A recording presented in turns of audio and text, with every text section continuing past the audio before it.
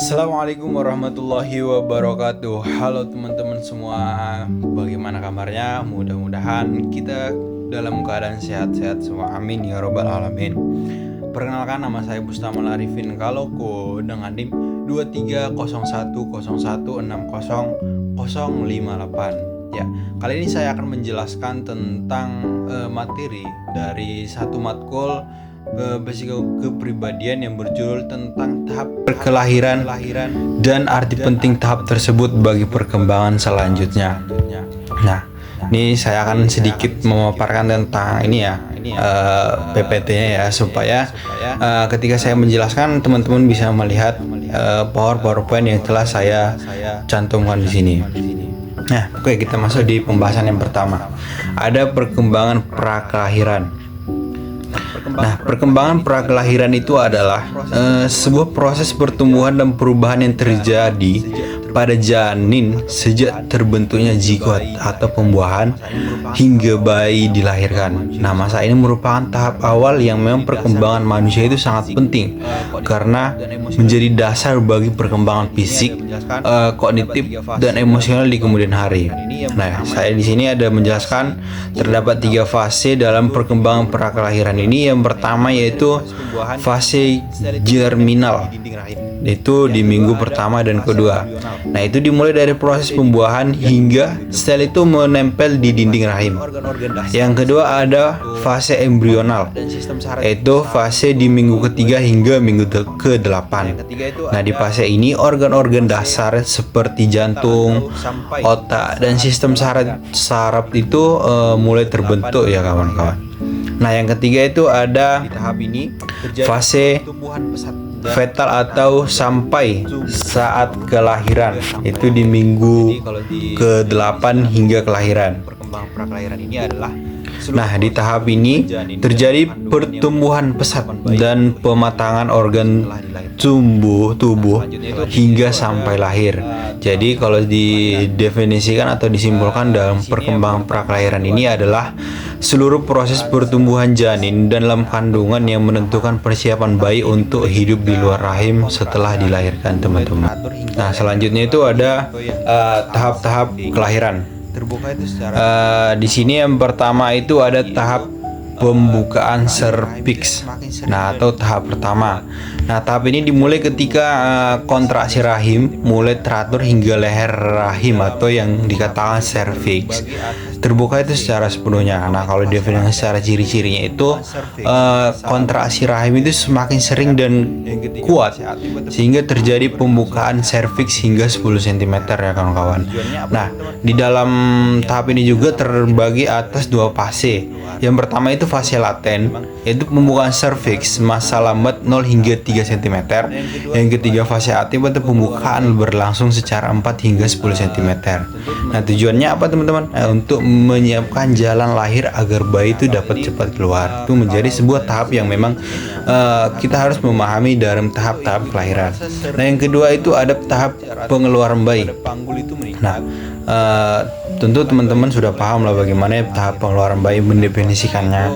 Nah, kalau ini kalau dari segi ciri-cirinya dari tahap pengeluaran bayi ini, itu ibu itu merasa sering mengejar atau tekanan pada panggul itu meningkat dan kepala bayi itu mulai terlihat di jalan lahir.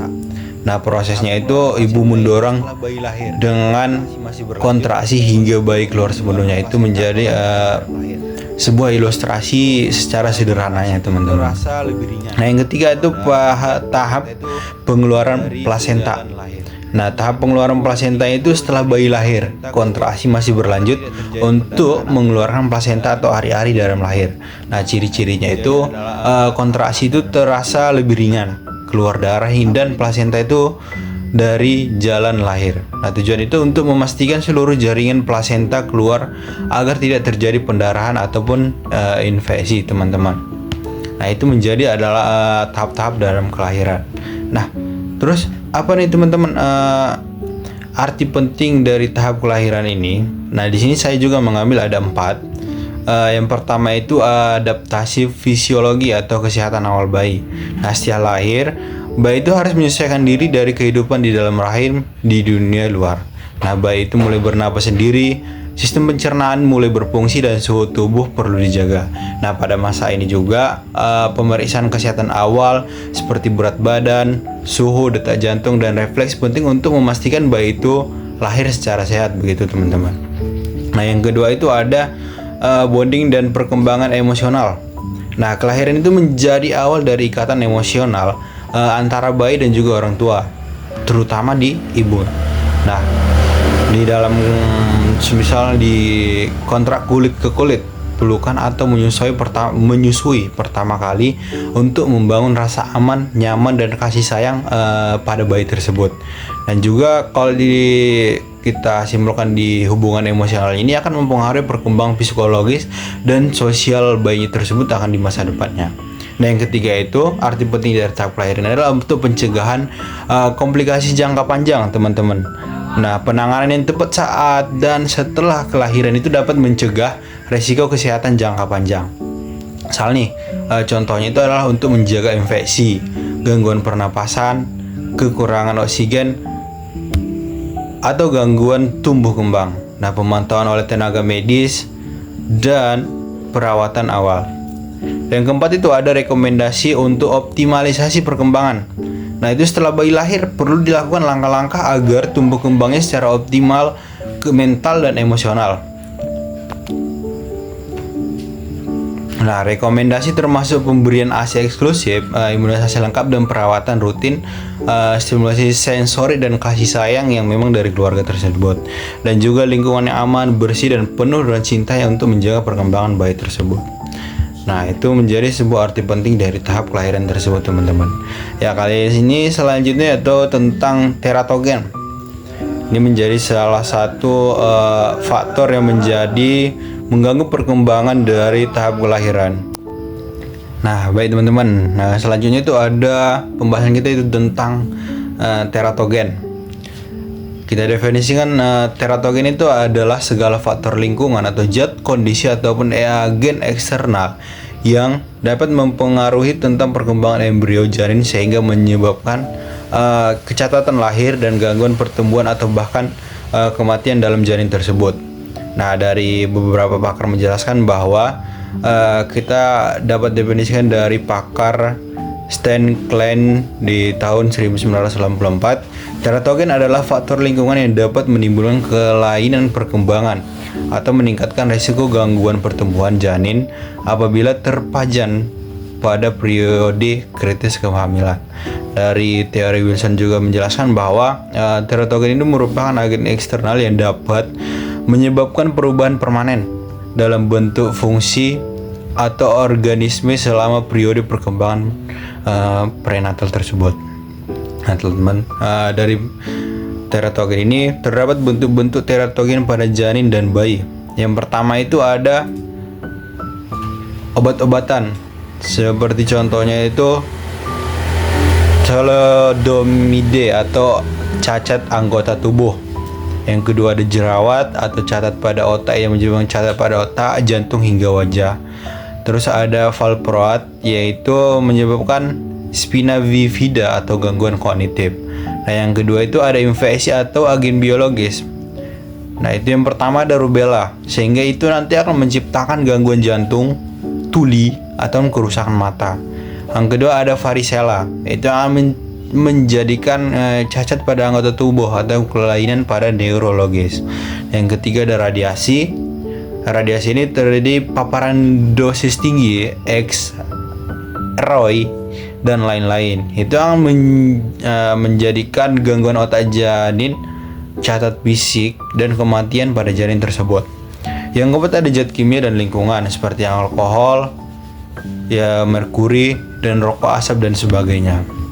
Nah, apa teman-teman? Selanjutnya ada faktor penyebab teratogen dan pengaruhnya terhadap perkembangan. Nah, teratogen yang sudah saya sampaikan tadi itu adalah zat yang menyebabkan kelainan atau malformasi kelahiran dan berasal dari luar tubuh.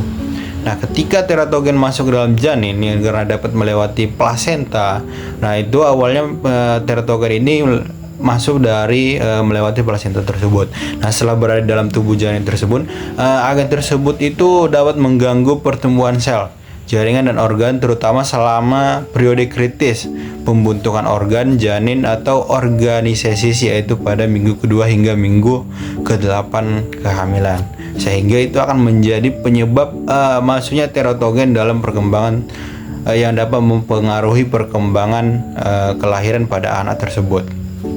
Mungkin kalau didefinisikan secara lebih luas lagi, apa yang menjadi faktor penyebab sehingga terjadinya ada teratogen dalam perkembangan anak tersebut.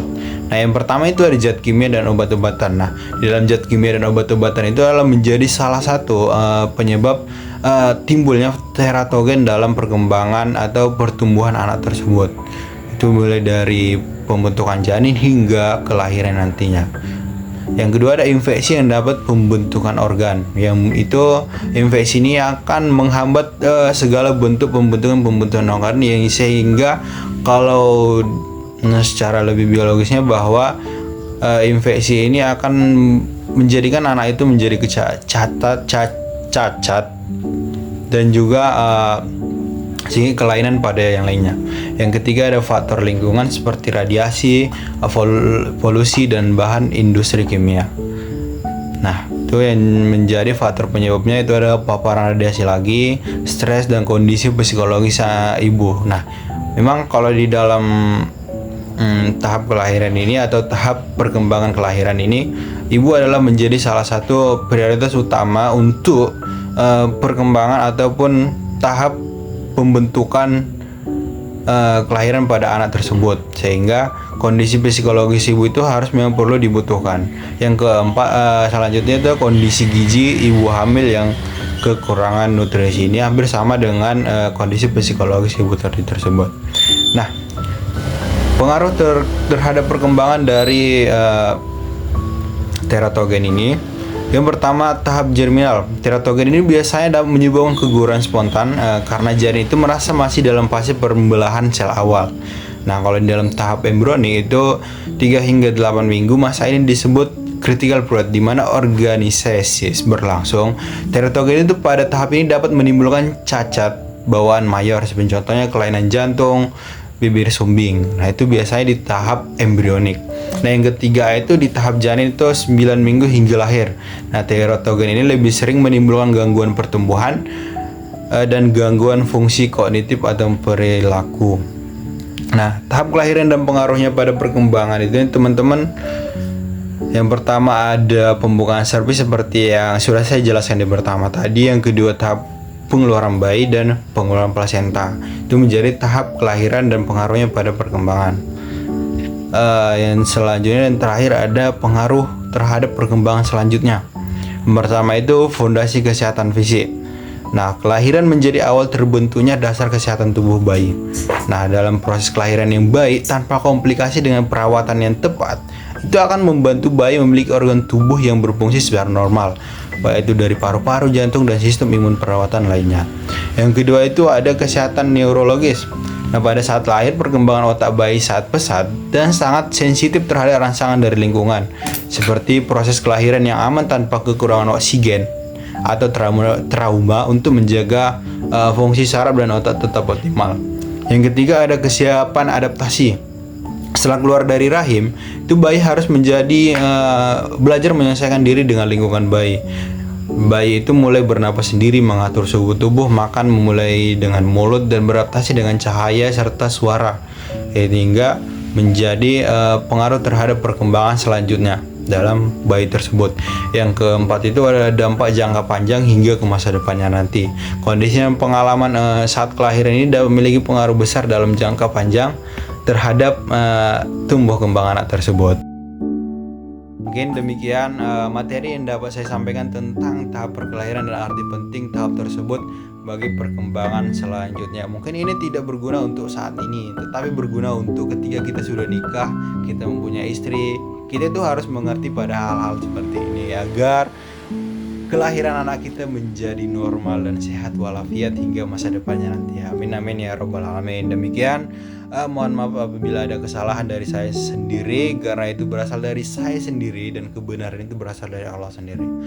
Demikian, wassalamualaikum warahmatullahi wabarakatuh. Selamat malam teman-teman.